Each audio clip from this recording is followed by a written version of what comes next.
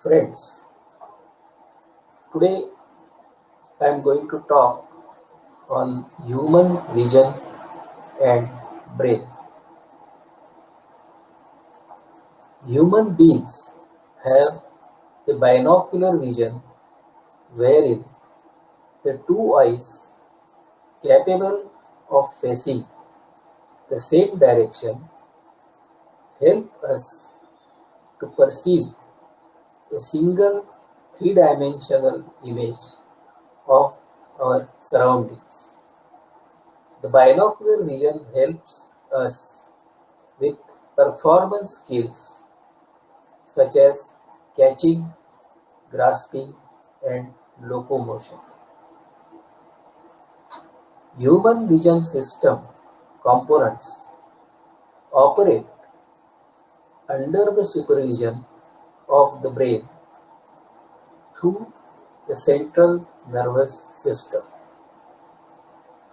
An image of the visual world in front of our eyes is formed on both the retinas, where photoreceptors convert image photons into electrical pulses that reach the visual cortex in the brain, and a visual perception of the world around is created.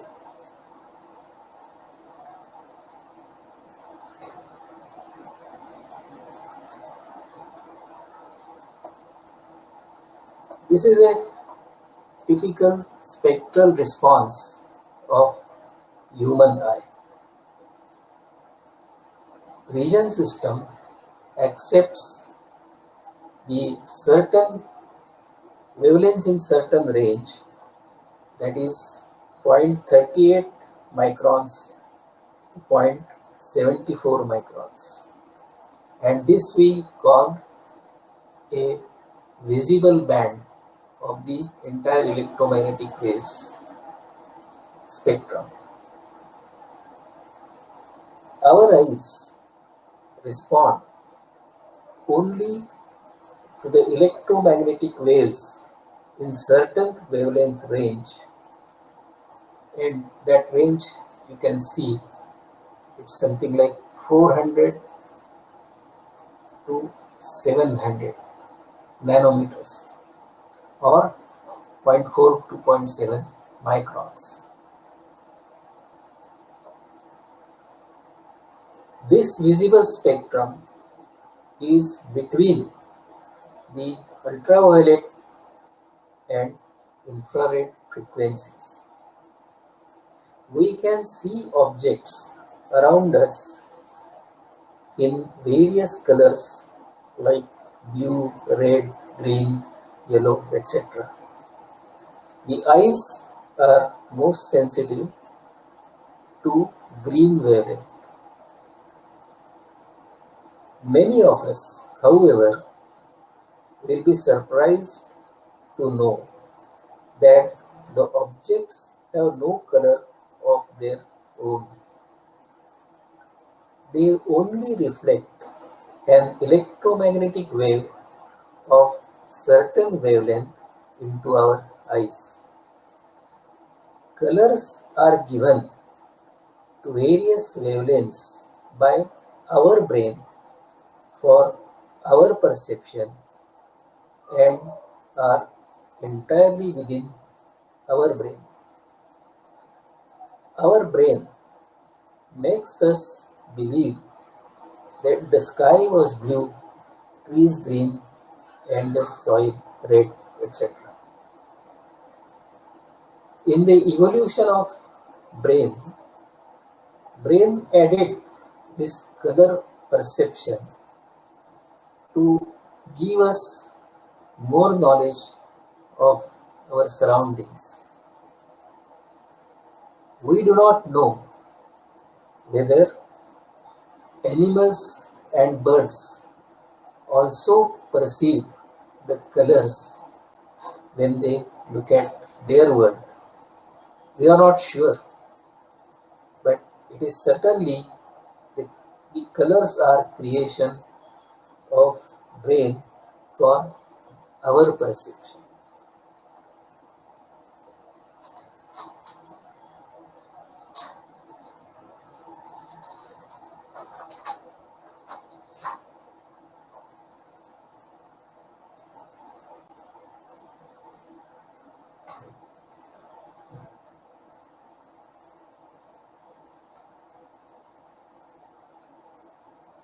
This is a cross section of the human eye, and there are some components. Each one has a function of its own. In our head, below the forehead, there are two sockets in which the eyeballs are placed. The eyeballs are having, they are spherical in shape and something like 1 inch diameter. Eyeballs can move around 3 perpendicular axes. This gives us motion to the eyes. Now let's see the parts of the eye one by one. The first one is cornea. The cornea is the clear, transparent, protective outer layer of the eye. Its spherical shape helps focus light into eye. Along with sclera, white of the eye, the cornea serves as a barrier against dirt, germs, and other particles that can harm eye's delicate components.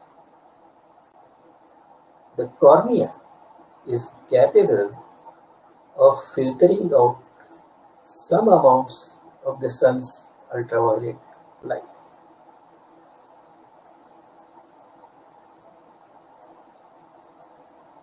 The next portion we will be discussing is iris and pupil. Iris is a diaphragm and pupil is an opening in the diaphragm. Iris and pupil. The iris is a flat ring-shaped membrane behind the cornea of the eye. This part decides the color of eyes, that is black, brown, green or blue, etc. Iris has an adjustable circular opening called a pupil. The muscles in the iris are controlled by signals from oculomotor nerve in the central nervous system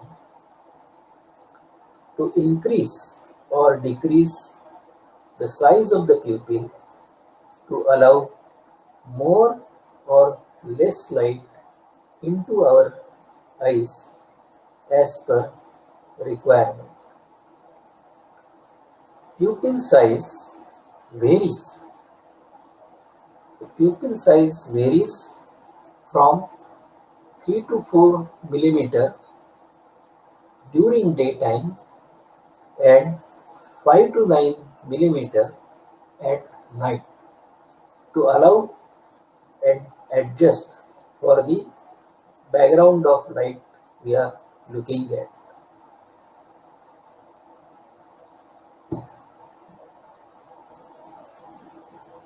The next part of the eye anatomy is lens. Lens focuses light rays onto the retina to form a sharp image of the object in front. The lens is composed of transparent, flexible tissue and is located directly behind the iris and pupil. Cornea 70% and lens together help to focus light and form images on our retina. A sharp image of a distant object is found on the retina. When an object is nearer, however, muscles around the lens are stressed, making it to bulge at the center to increase its focal length to form a sharp image on the retina. When the object is nearer, the image distance, object distance and focal length, they are governed by simple lens formula. As the age of a person advances, muscles become weak and eye lens becomes less flexible. Image of an object either falls before retina, known as nearsightedness, or beyond the retina, which is called farsightedness. In such cases, external corrective lenses, concave or convex or bifocal, need to be used on the advice from an ophthalmologist. Lens being an optical system, it has following important properties. Field of view. For both eyes combined, or the binocular visual field is 135 degrees vertical and 200 degrees horizontal. The next property is the angular resolution of human eye. Angular resolution can be obtained by ratio of wavelength and aperture and is found to be around 1 arc minute at green wavelength during daytime. That means we cannot detect a spot smaller than 1 arc minute dimension in daytime.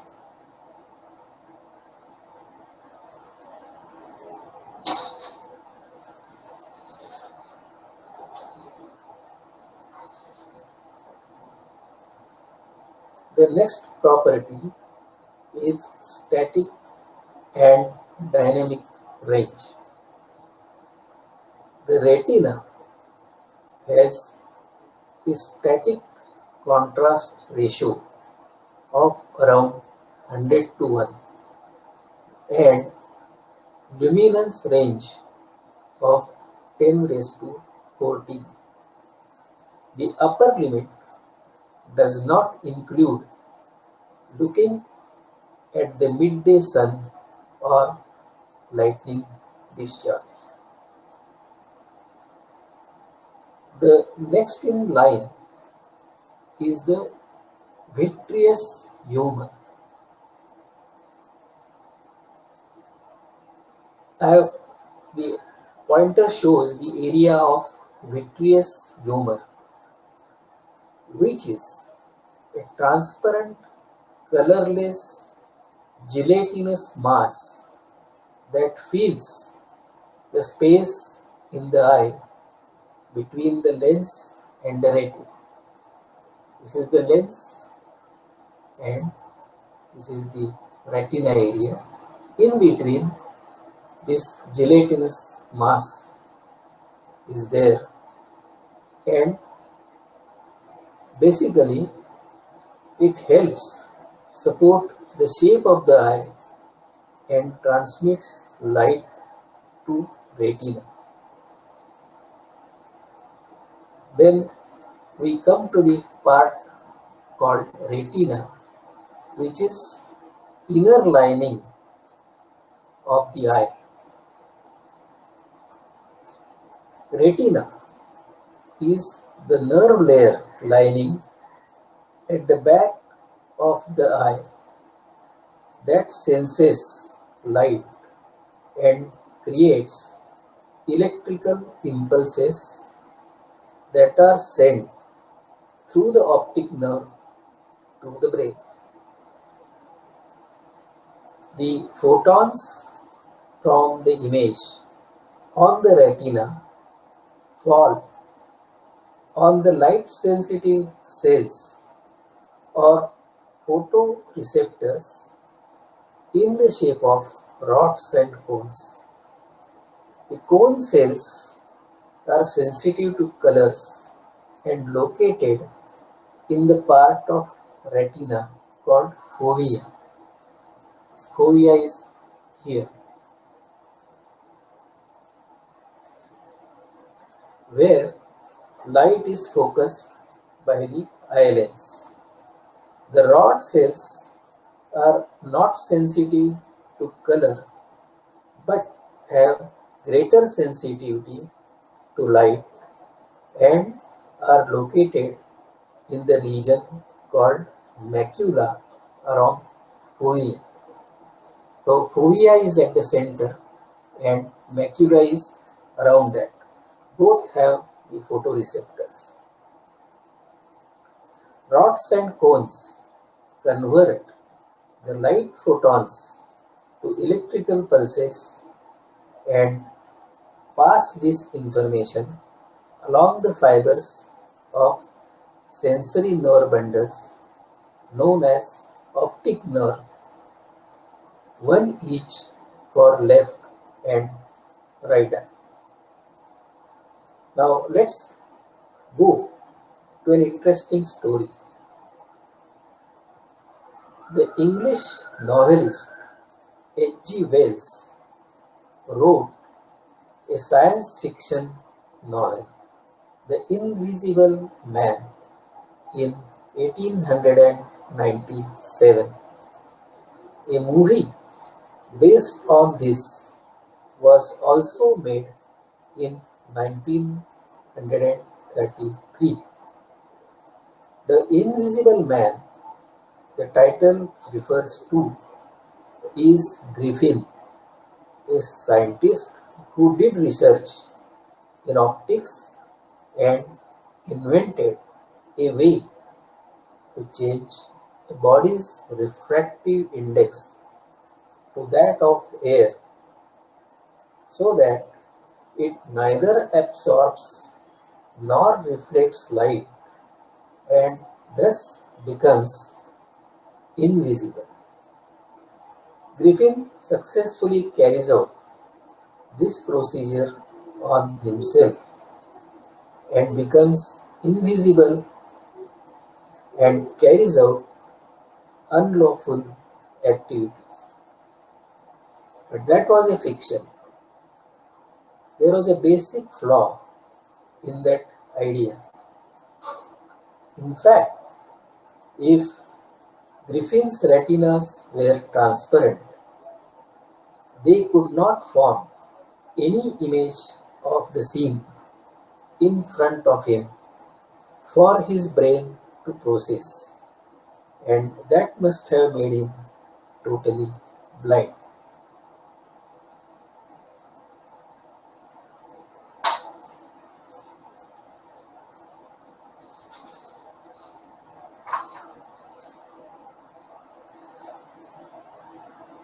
Let's go to the next slide.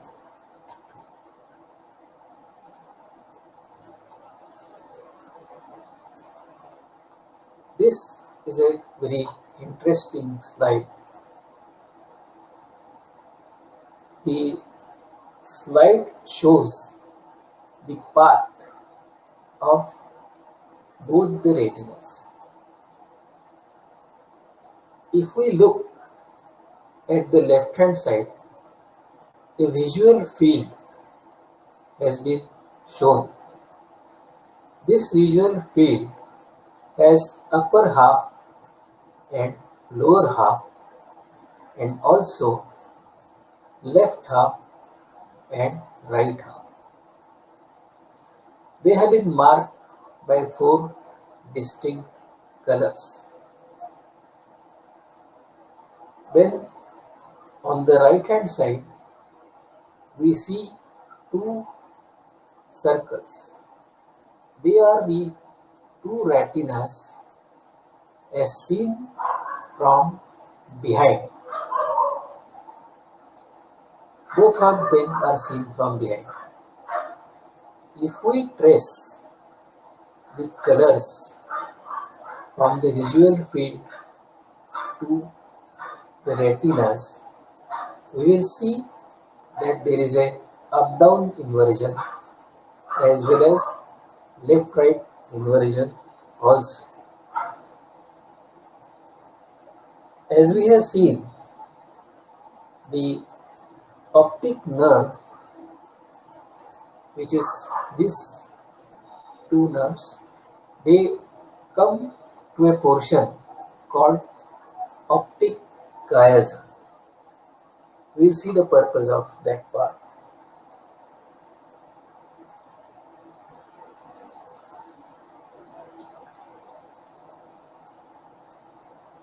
Path of both the optic nerves continues until they meet at a crossover point called optic chiasm. There, the optic nerve from each eye divides, and half of the nerve fibers from each side cross to the other side of the visual cortex. It is the part of the brain that deals with vision. You can trace that this retina has red and bluish fibers. Same is the case with this. And when they reach this optic chiasm, only red from both go to the left side of the visual cortex, and the blue from both go to the right hand side of the visual cortex. So if you observe this, the left hand shows only right field and the right hand shows only left field. This arrangement ensures that light from the left field of view from both the eyes go to the right side of the visual cortex area, and the light from the right field of view of both the eyes go to left side of the visual cortex area. Original visual field images are inverted in both the areas of visual cortex. Let's know something about visual cortex. The visual cortex is located in the brain at the back of the head and combines the electrical pulses from both the optic nerves and presents us a single three-dimensional image giving depth perception. In addition, the brain corrects inverted images on the retinas and provides us the right side of perception, which ensures us to deal with any further action on our part if necessary. The visual cortex has 7 regions marked as V1 to V7 The researchers working on human vision use a device called functional magnetic resonance imaging scanner on the volunteers to identify the functions of these regions that process the various aspects of image parameters.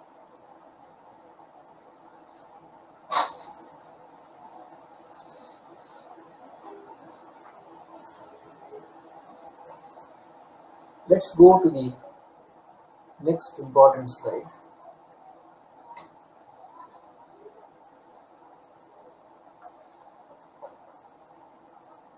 This slide describes some important nerves which enter the human head area.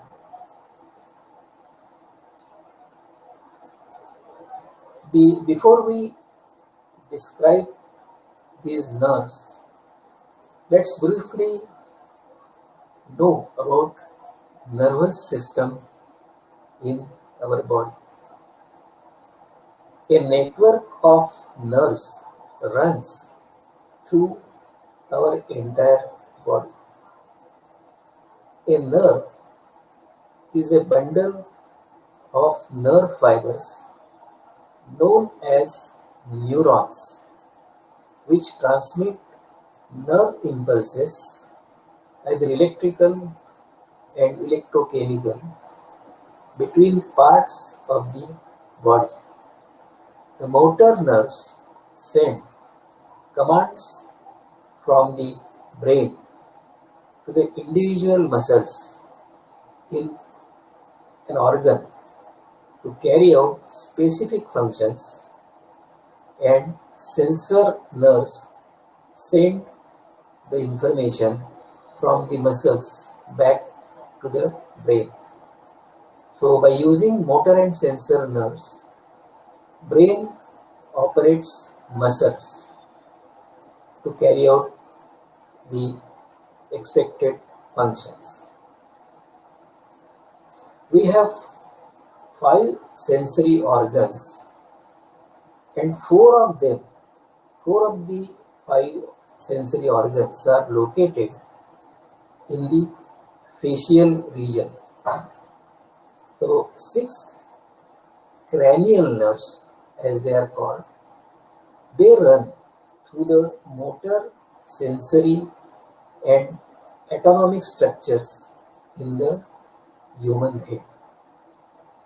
Let's see the function of these nerves one by one. The optic nerve. We already discussed about the optic nerve, which takes the electrical pulses from retina to the visual cortex.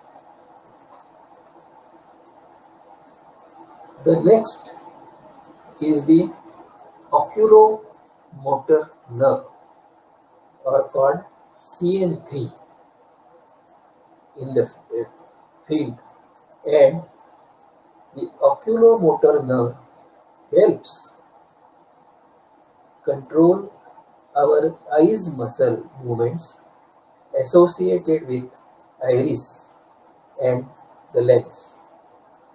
It also provides movement for the eyeball and upper eyelid.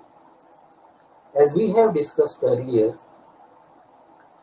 the iris, opening of the iris, has to increase or decrease to allow more or less light, and this command comes from the brain when necessary, and iris acts on it. Similarly, for focusing an object nearer to us, the focal length of the lens has to change, and that is done by stressing the lens and the muscle around it so that it bulges and increases its focal length to form a sharp image on the retina.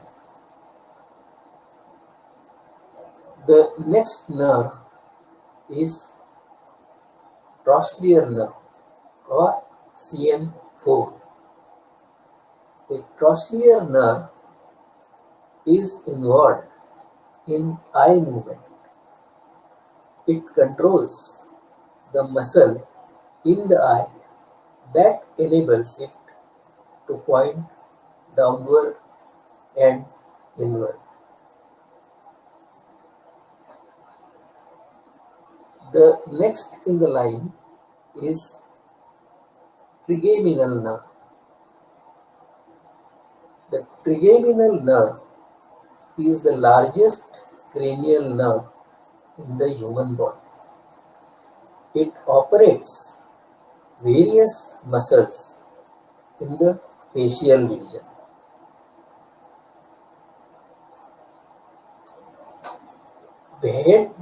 Since the sensors are cramped in a small volume, many of the muscles have effect on multiple parts of the face. The next in line is the adducens nerve. The adducens nerve also helps with eye movements, in particular movements that involve our gaze moving outward when we look to the side. This nerve eventually enters the eye socket. The last of the nerve in the series is facial nerve. This nerve controls movement of muscles that produce facial expressions.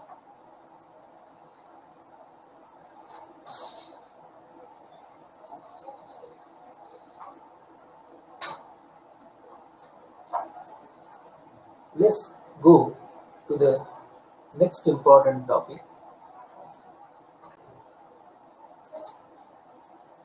that is eye movements. Our eyes move continuously to enable our brain to extract knowledge from our visual environment. This action was evolved by nature as our survival mechanism.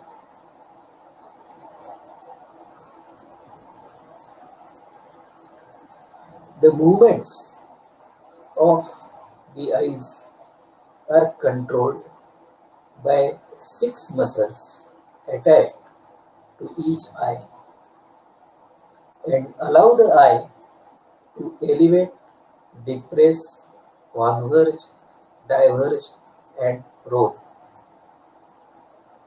These muscles are both controlled voluntarily and involuntarily to track objects and correct for simultaneous head movements. Let's now go one by one to these eye movements. The first one is the rapid eye movements. Rapid eye movement or REM typically refers to the sleep stage during which the most vivid dreams occur. During this stage, the eyes move rapidly. The next important eye movement is saccades. Saccades are quick simultaneous movements of both eyes in the same direction, controlled by the frontal lobe of the brain. Saccades allow the brain to perceive a smooth scan by stitching together a series of relatively still images. Saccadic movements have normally durations of 20 to 30 milliseconds and are carried out 3 to 4 times every second. The next movement is fixational eye movements. Even when looking intently at a single spot, the eyes drift around. This ensures that individual photosensitive cells in the retina are not loaded continuously. The cells would otherwise stop generating output. A 2019 study showed that small, continuous, and unconscious eye movements are needed to enable the detection of contrast and the weak for vision in general. The next is the vestibulo-ocular reflex.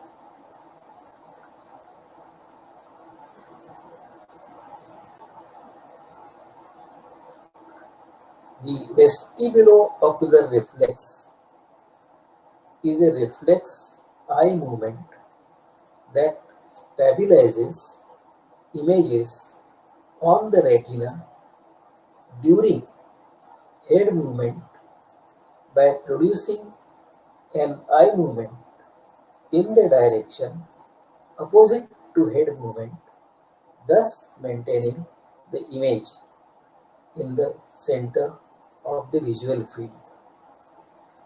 This applies to all the head movements, left, right, top, down, etc. Then comes the smooth pursuit movements. Eyes can follow a moving object against a steady background by stabilizing the image on the retina.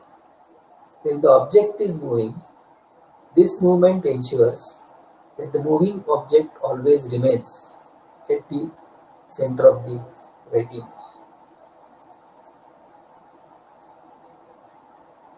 Then the next is optokinetic reflex.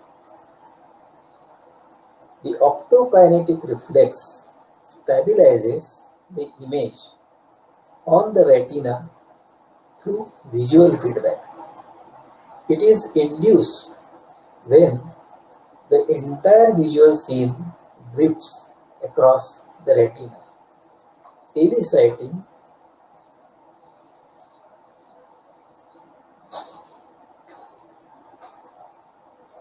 the eye rotation in the same direction and at a velocity that minimizes the motion of the image on the retina. Then comes the Virginian's movement.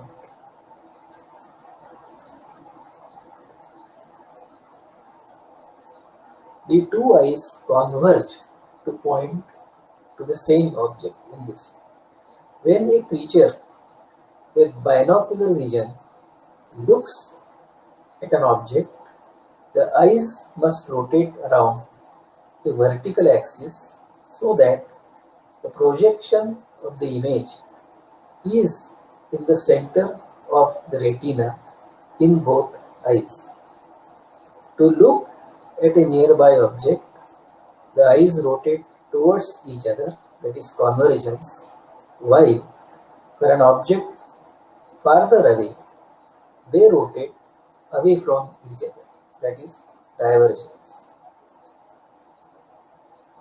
The next movement is Blinking eye movements. Blinking is not an eye movement, but it is a very important body function. The average person blinks 15 to 20 times per minute or about 1200 times per hour. It's extremely important for our eyes and vision. If we don't blink for extended periods, we will be at a higher risk of eye infection. We will also have uncomfortable dry eyes and would have decreased clarity of vision. This is particularly important in present times when we are forced to increase watching computer TV screens for longer hours and getting so engrossed in the content that we forget to blink our eyes. The most important benefit of blinking is that it cleans the surface of our eye of any debris and washes it away with fresh tears. One very interesting thing about brain during eye movements is during all eye movements, visual input from the eyes are disconnected from the brain. Brain doesn't notice any visual signal when the eyes are moving. This fact can be easily verified by an interesting experiment. Ask your friend to sit in front of you. Then move your eyes, both the eyes towards extreme left and then towards right, again to left, again to right. Repeat this exercise and confirm from your friend that he sees your eyes moving. After this, replace your friend with a plain mirror, simple mirror, and carry out the same left-right movement number of times and look into the mirror. In the mirror, you will not see your eyes moving. Eyes look stationary. In spite of the fact that we are moving, mirror doesn't show we are moving. That's because the visual input from the eyes is disconnected by the brain. It's a very simple experiment and you will enjoy it.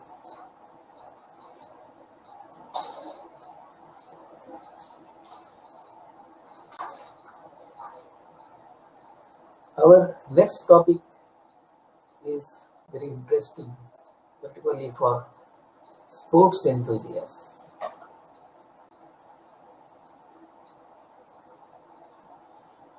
We will see how brain tracks a fast moving object.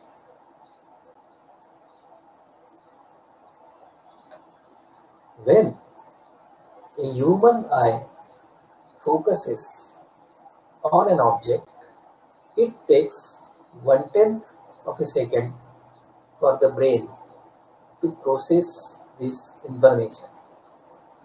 We never see the real position of the moving object on its trajectory. This becomes a serious issue in the game of tennis or cricket or even in our day-to-day life. Let's imagine that a batsman is facing a bowler who is about to make a delivery of the ball. Batsman sees the moment the ball was bored only after 0.1 second delay. He can see it. Ball has just left the bowler's hand, and since there is a delayed action, and it will have effect on the batsman's perception. Average speed of fast bowlers is around 150 to 160 kilometers per hour. In one-tenth of a second, at this speed, the ball travels a distance of 4.1 to 4.4 meters towards the batsman. The crease to crease distance between the bowler and the batsman when the ball is delivered is about 17.7 meters. Thus, the ball travels one-fourth of the distance by the time the batsman sees it. How the batsman could play a shot in this situation?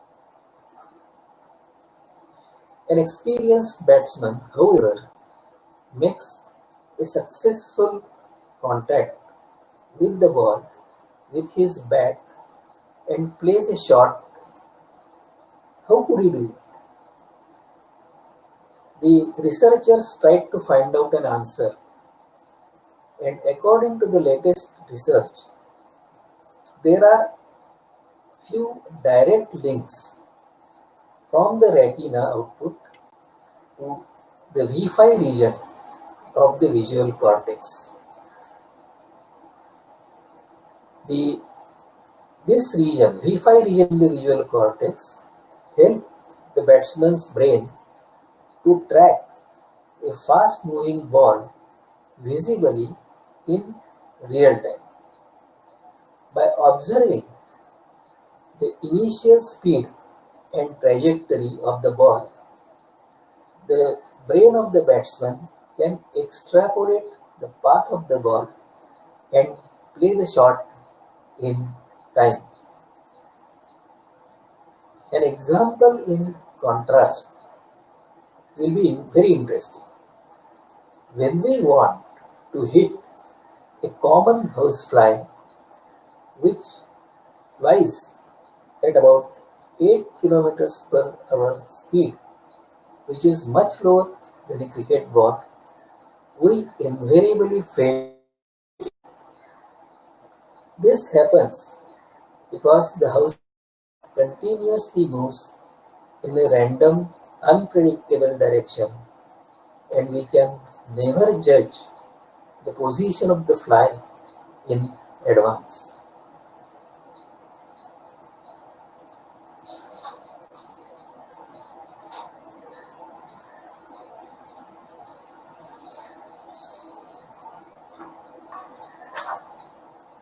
We go to the next slide, which is almost the main topic of this talk, but incidentally, slides could not be,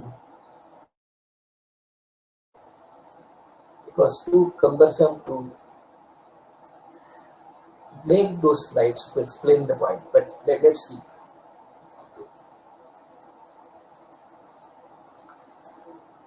The topic is, how does the brain construct our visual world? We see a seamless three-dimensional visual world around us.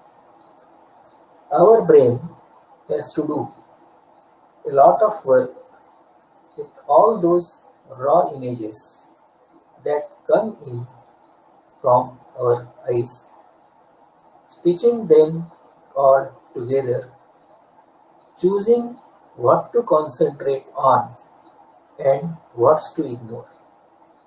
It's the brain that constructs our visual world. As we look around our environment, we move our eyes. This enables us to orient the fovea toward what we are most interested in within the vicinity. These voluntary eye movements are called saccades, as we saw earlier. The duration of these saccades are 20 to 30 milliseconds each and are made about 3 times a second. The vision input from the eyes is suppressed during saccades, so we don't register the fast motion and the image blur that would otherwise occur. Furthermore, our brain monitors the position of our eyes using information from eye muscles that control their movement. Our visual world is perceived mostly during fixations between the two saccades. The fixation duration is approximately 200 to 300 milliseconds long when the eyes are stationary. After every fixation, we push some visual data into a short-term memory. Human brain builds up a schematic version of the environment across eye fixations. This schematic version of the environment is typically known as scene gist. It contains the conceptual information about the scene's basic category. The gist of the scene is to find out whether it's a natural scene, a human-made, or a cityscape, and a general layout may be limited to few objects and features is made. This schematic information guides us from one eye fixation to the next, during which more detailed information can be sampled. During each fixation, we attend to or focus on a few sources of information while ignoring the rest. What is or isn't of interest is determined by our individual goals at the time. This is called visual attention. In other words, the visual attention is our small window into the world. It's from that limited focus, both in space and attention, that our brain integrate visual information into coherent objects. The short-term visual memory and visual attention work together and allow a fluid transition from one source of information to the next. This is important in moment-to-moment construction and stabilization of the visual world. Stitching together information from every stationary eye fixation helps build up a schematic version of our surrounding environment. The brain thus creates perception of coherent, stable visual world in spite of the fact that our eyes are in constant motion. This is a very efficient strategy followed by the brain that avoids processing a large amount of redundant information that comes in through the eyes. Occasionally, this strategy fails also when we cannot immediately detect changes in our day-to-day environment as we do not see those changes important at that moment. This is known as change blindness. We experience it sometimes when we enter our office room. We may not immediately notice the change in the furniture setup because at that moment we didn't find that very important. On other times, we fail to notice even big objects in our visual field in spite of looking at them when we were concentrating on something else. This type is known as inattentional blindness. Say we are moved steering through the road traffic and suddenly a big vehicle or a big animal is approaching us and we are busy navigating the traffic, we fail to notice that vehicle. This is called inattentional blindness. But barring these two blindness, the strategy works very efficient.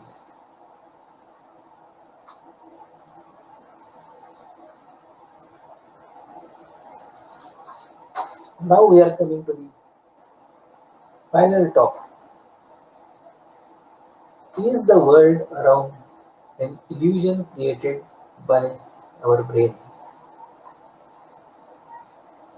This may sound a philosophical question, but let's examine why we are making this statement.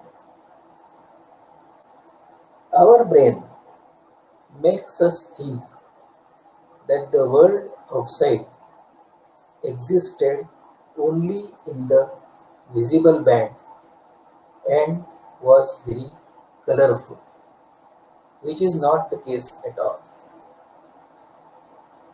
Brain doesn't show us anything beyond infrared frequencies on one side and ultraviolet frequencies on the other. It doesn't show us bacteria and viruses. It doesn't show us innumerable bright stars and galaxies in the sky that are many light years away.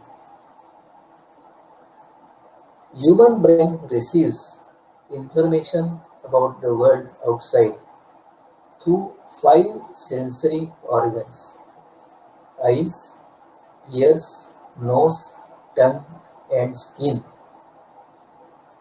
It brain processes this information and acts on it if necessary for our survival. Specialized tissues and cells within these organs receive raw stimuli and translate them into signals the nervous system can use. The nerves relay the signals to brain, which interprets them as vision, sound, smell, taste, and touch. We call these interpretations as sensory perceptions. These are the responses created by our brain to our consciousness for our understanding of the world around us, and they essentially remain inside us. They are not the properties of the outside objects. In other words, a butterfly has no beautiful colors, a rose has no smell, a mango has no taste, and Piece of music has no sound of its own till our brain interprets them. On a physical level, each of these perceptions results in firing of a particular group of neurons in different areas of brain reserved for the purpose. These neurons remain fired till the sensory inputs exist. Some of the information is sent to our memory for a future use. This is the reason we can see visuals in our dreams even if our eyes are closed. Also, we can visually remember past incidents and persons we met in our life and see them in our mind's eyes. They don't require any visual input through our eyes at that time. The brain thus imposes on us its own perception of the world outside and forces us to believe that that's how the outside world looks, smells, tastes, sounds, and feels, etc. That's why we can say that the world we perceive is an illusion created by the brain.